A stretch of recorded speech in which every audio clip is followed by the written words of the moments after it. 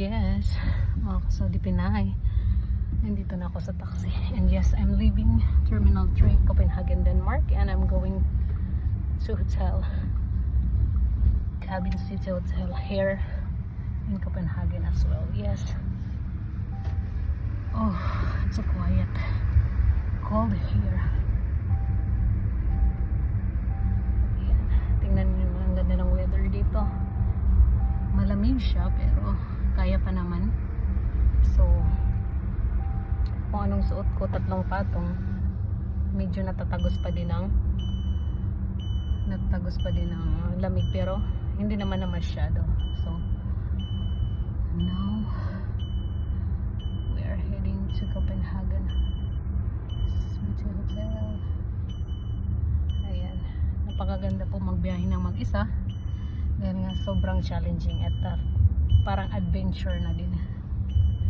And yes, sa totoo lang, yes, this is the first time.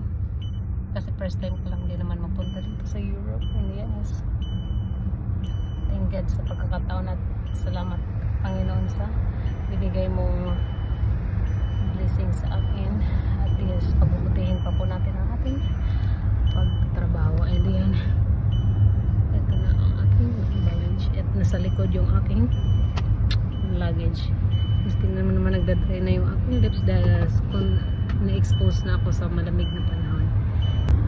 Ayan o, dito pala sa ibang lugar, dito sa kanila, wala yung sundo-sundo dito. Hindi kagaya sa Saudi na pag ikaw ay dumating sa airport ng Saudi, ikaw po ay susunduin ng iyong company car. Dito po, wala po. Mag-isa ka lang po sasakay ng sasakyan kasi papunta sa destination mo o sa akang hotel na po. Ayan, hindi po uso dito ang sundo-sundo. So mag-iisa ka po talaga na pupunta sa iyong destination. Kaya mabilis lang naman dahil dito naman masyadong accessible lahat ng kanilang mga sasakyan. At hindi ka talaga mawawala dito. Basta alam mo lang kung paano bumasa, alam mo lang bumasa ng mga directions. And yes, hindi ka po mahihirapan sa iyong paglalakbay. Dahil nga kahit mag-isa ka lang, basta focus ka, attentive ka, yes, hindi ka po maliligaw. Yan lang po ang aking ginawa. Nag-focus lang po ako at yes, diretso yung aking biyahe. Sa awa ng Diyos, wala namang aberya sa aking pagbabiyahe. And yan, nandito na nga tayo, nagbabiyahe na tayo papunta sa ating hotels. Dahil na doon kami magkikita ng aming director ng aming kumpanya. Ayan.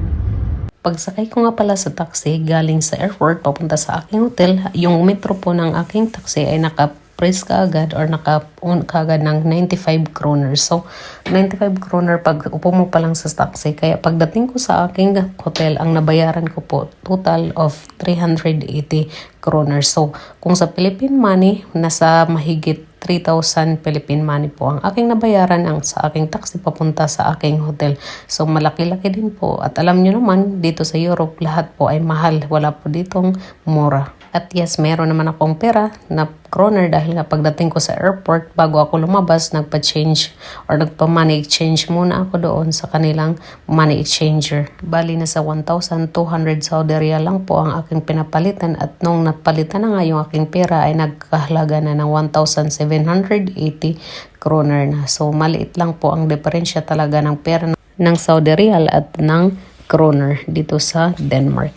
At ayan na nga, ito po talaga yung dinadaanan ko papunta sa aking hotel. Sobrang nakakamangha at sobrang kakaiba po ang mga tanawin dito papunta sa aking hotel. Kaya masasabi mo talaga na ikaw talaga ay nasa Europe dahil nga tingnan mo naman yung ambience pa lang or kapaligiran na yung pinagdadaanan, masasabi mo talaga na ibang-iba talaga ang Europe. At yes, yung mga architecture nila sa mga building, kung makikita mo, kakaiba po talaga. At lahat ng mga makikita mo dito, as in talaga sobrang kakaiba. Hindi kagaya doon sa Saudi na makikita mo lang talaga mga bahay at saka hindi naman masyado doon ang building. Yes, may nadaanan nga po pala kong IKEA, bigla kong na-miss yung IKEA sa Saudi kaya binidyuhan ko din yun. And yes, mahaba-haba din po yung aking biyahe pagkagaling ko sa airport. Siguro kung nasa mahigit 45 minutes ako bago ako makarating doon sa aking hotel. Itong hotel cabin, hindi ito yung hotel na pinagbukan sa akin ng aking boss. Bali dalawa yung hotel cabin na nandito sa dito sa Denmark, pero yung isa po talaga yung medyo maliit na hotel cabin yung pinagbukan sa akin. Kaya ayan, habang kami nagbabiyahe, walang tigil po talaga yung aking pagbibideo dahil nga gusto ko din talaga makita at gusto ko din talaga ma-record lahat ng aking mga dinadaanan dito sa papunta sa aking hotel.